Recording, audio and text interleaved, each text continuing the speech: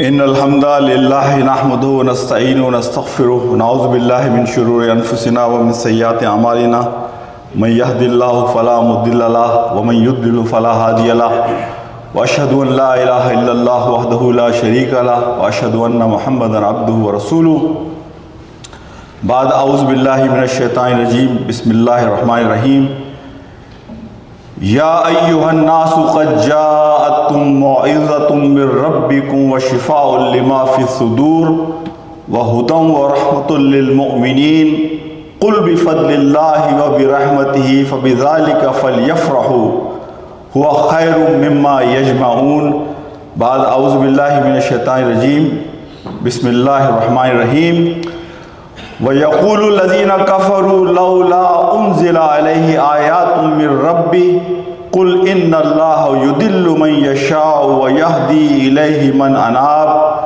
الذين آمنوا وتطمئن قلوبهم بذكر الله ألا بذكر الله تطمئن القلوب بعد أعوذ بالله من الشيطان الرجيم وما كان هذا القرآن أن يفترى من دون الله ولكن تصديق الذي بين يديه وتفصيل الكتاب لا ريب فيه من رب العالمين أم يقولون افترى قل فأتوا بسورة مثله وادعوا من استطعتم من دون الله إن كنتم صادقين رب اشرح لي صدري ويسر لي أمري واحلل عقدة من لساني يفقهوا قولي.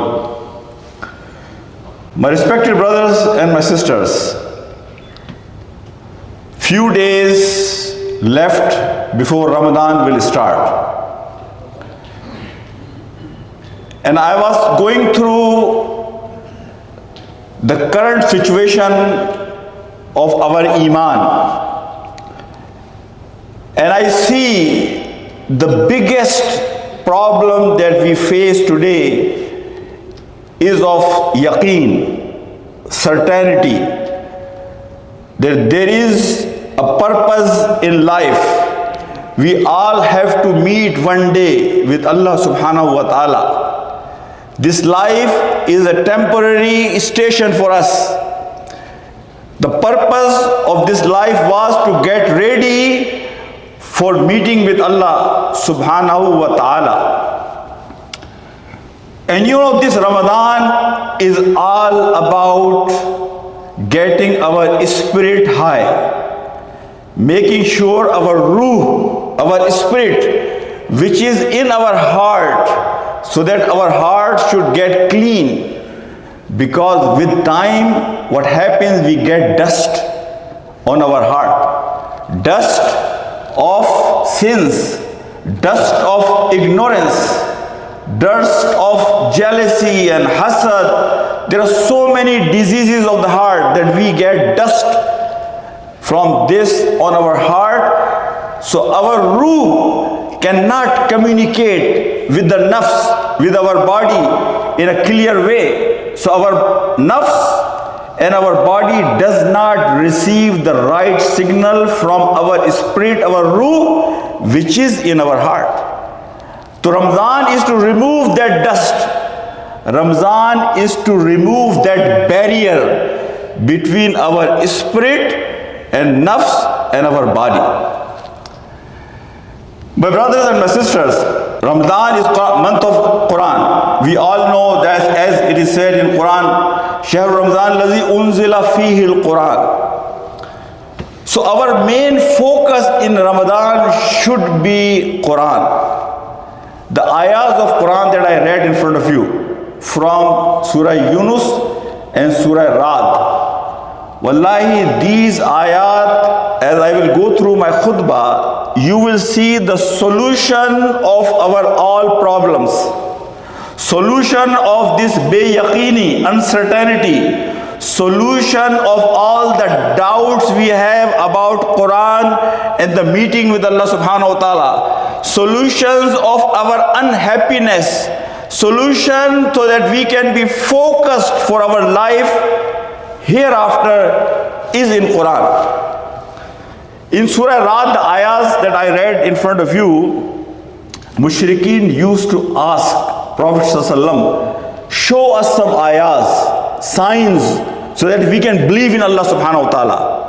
So they were asking for signs from Allah subhanahu wa ta'ala. But Allah subhanahu wa ta'ala, what He says, when mushrikeen were saying, وَيَقُولُ الَّذِينَ كَفَرُوا لَوْلَا أُنزِلَ عَلَيْهِ آيَاتٍ مِّن رَبِّي. Ask your Rabb to send down some signs for us.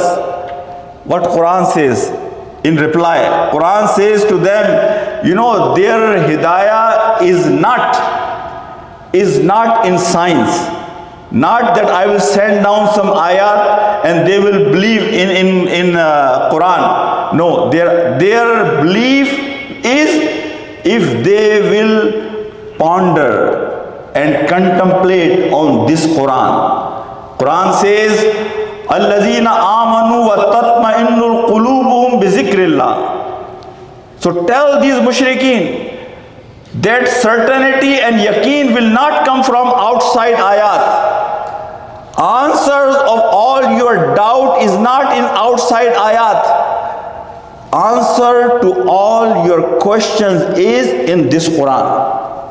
Many times scholars, they do tafsir of this ayah of Quran that Allah subhanahu wa ta'ala is talking about the zikr of Allah subhanahu wa ta'ala. Subhanallah, alhamdulillah, Allahu Akbar.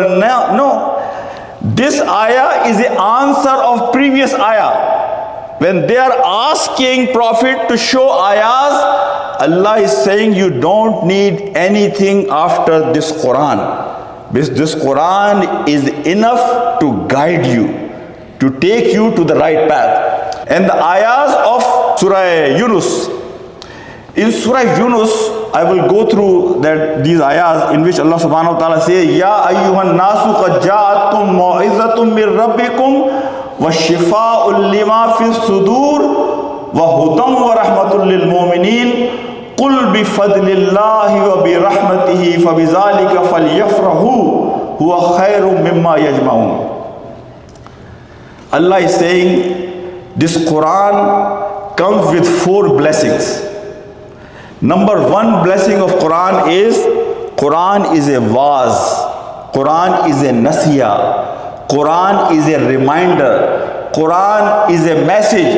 Many times when we listen to Quran, why it does not affect our heart when Quran, Allah is saying it's a vaz, it's a nasiya, it's a reminder.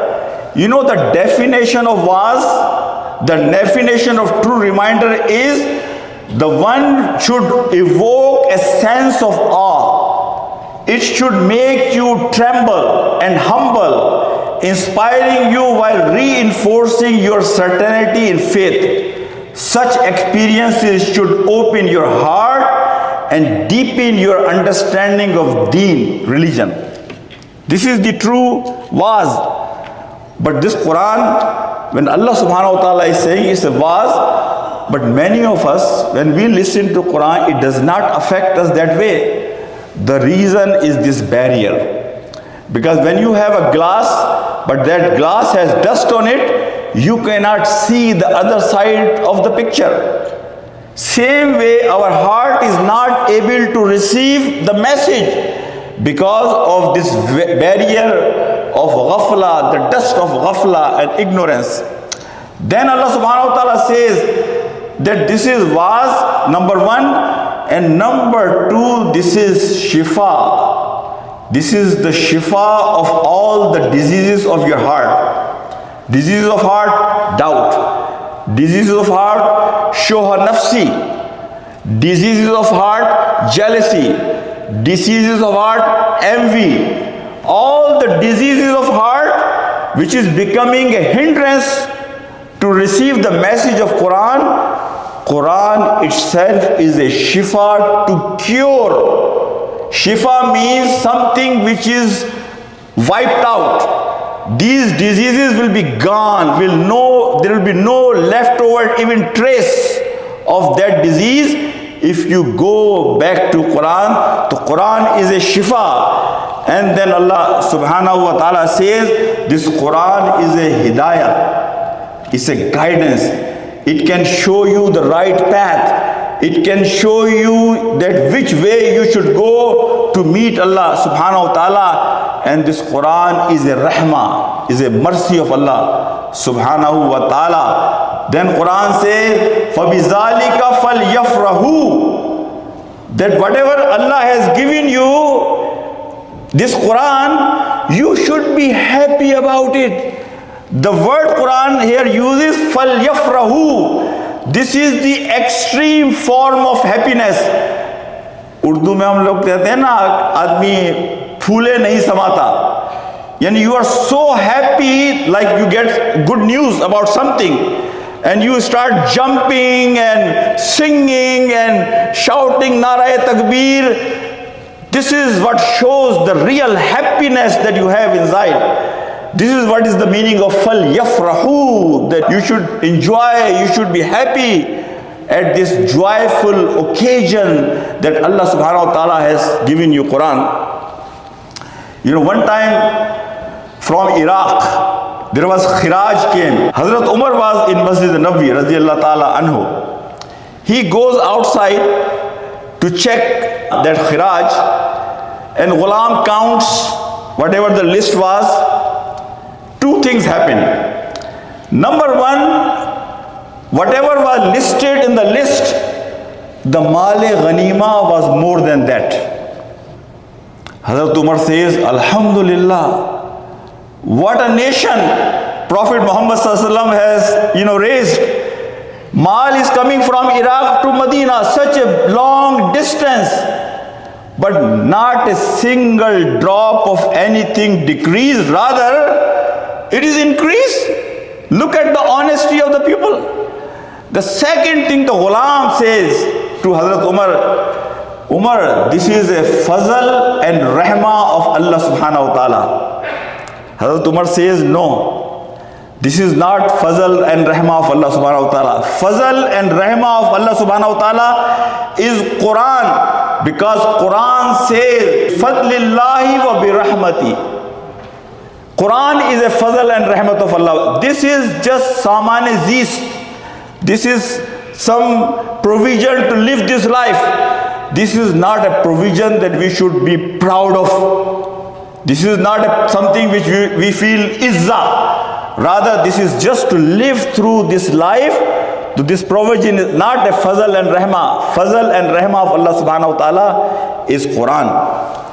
Then in the end, Allah subhanahu wa ta'ala says, Huwa khairum mimma yajma'un. And whatever you gather in this dunya, whatever you collect in this dunya, this Quran, what it gives you is better than anything of this dunya. Wallahi, I was listening to one of my favorite sheikh. He was saying, I feel sorry.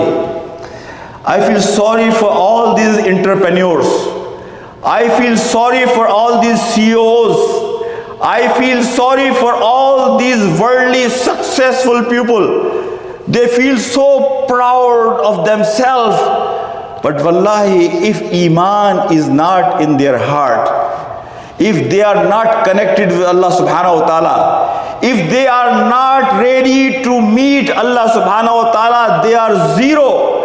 These are the people we should show our empathy, our sympathy to them. Not that we should get impressed from them. Oh, what a big mansion, what a big business, what a big treasure of this dunya. Because all this is going to stay here, and whatever is with Allah subhanahu wa ta'ala, huwa khairum mimma yajma'un. That is what is going to last and will live. My brothers and my sisters, I will share with you a couple of pieces of poetry in Persian from Iqbal. Wallahi, our problem is that we have lost this treasure. We don't understand the value of this Quran. Quran is like an ocean. Quran is like an ocean. We benefit from Quran according to our zarf. Some of us, our zarf is just to get some hasanat by reading this Quran. 10 hasanat for one letter, and I am very happy because my zarf is to that mark. But some of us, we say, oh no, I will get maybe more. I will become hafiz of Quran. and he will get more reward of it. I say Quran is a ocean. If we make center of our life this Quran, you go in any masjid, they are talking about everything but Quran. If you listen to khutbah, this is what Iqbal is going to tell us. They are talking about everything but Quran. So Iqbal says, let me share with you what Iqbal says. Vaaz dastan zan wa afsana ban, maniye u past wa hurf u buland, as khatib o delmi guftar u, ba zaif o shaz o mursal kar u. Look at the picture what Iqbal is painting here. I will try to translate, in English. Iqbal says, look at this khatib. Look at this Maulvi, look at this alim, that he is giving khutbah and he is giving a very fiery speech, and he is giving examples from Khatib Baghdadi or Sheikh Firoz Delmi, and he is presenting zaif ahadith. Iqbal says hadith which is shaz, mursal, zaif hadith, fake stories that he is presenting. He was supposed to make his speech based on Quran. His focus should be Quran, not the story of here or story of there or zaif hadith. Rather, he should be giving references from Quran, because Quran is the most important, effective message of Allah subhanahu wa ta'ala. You might have seen many majalis, many gatherings of Quran. Wallahi, you will find in those gatherings everything but Quran. They will have food, they will have, beautiful dresses, they will have perfume, they will have good decoration. Everything is there in that mahfil but Quran. So my thought today is, my brothers and my sisters, let's go back to Quran. I'm not saying that reading Quran is not needed, is not hasanat. It is. As I said, this Quran is an ocean. But many of us, we compromise when it's a time to benefit from Quran. On a very little. This is the minimum benefit. This is the minimum from this treasure of Quran. Quran came to guide us. Quran came us to walk us through, help us to navigate this life of this dunya. So may Allah subhanahu wa ta'ala give us tawfiq that we can make Quran our focus. And I will suggest here, in this Ramadan, do your recitations. But let me tell you one thing. Make Surah Kahf the assignment of this month for you. Just Surah Kahf.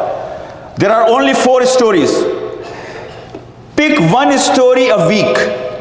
Pick one story of Surah Kahf in a week and do some tadabbur, contemplation. Read tafsir of it. Think and reflect on one story a week. In 4 weeks, wallahi, I can tell you it will change your life. That was the reason Prophet ﷺ asked them, read Surah Kahf every week, so it can keep you focused. And it can remind you the purpose of this dunya. And it can remind you to keep your eyes on the life hereafter. I was reading one book. It says Society Without God. This book was written by Phil Zuckerman. And he took Sweden and Denmark as a model. Society Without God. This was the title of the book. You will be surprised what I'm about to share with you.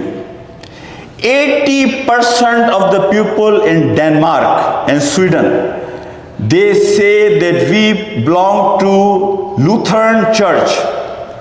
On paper they say that we claim that we are from Lutheran Church. But if you go in detail, they don't believe in God. They don't believe in Bible. What is going on there? Deen and mazhab has become just a culture. They want to associate with themselves with the church so they can have marriage ceremony in the masjid. They can bury their dead ones according to the Christian traditions, or when their child is born, they can baptize that child according to the church. That's all. That is the whole religion for them. When religion becomes just like a culture, not deep down in our life, then this is what happens, what's happening in Sweden and Denmark according to that book. Ramadan of Prophet Muhammad sallallahu alaihi wasallam. Ramadan became fard in 2 Hijrah. 17 days after that, 17 of Ramadan, Battle of Badr happened. Fatah Makkah is happening in Ramadan. Prophet ﷺ is going for Tabuk, starting his journey in Ramadan. Tariq bin Ziyad is going to Spain in Ramadan. Sultan Salahuddin Ayyubi is going toward Jerusalem in Ramadan. Prophet ﷺ is getting ready for the battle of Uhud and the battle of Trench in Ramadan, because both battles happened in Shawwal, right after Ramadan. Look at the struggle, look at the jaddo-jahad, look at the hardship and difficulties, what they have in front of them, and look at our Ramadan.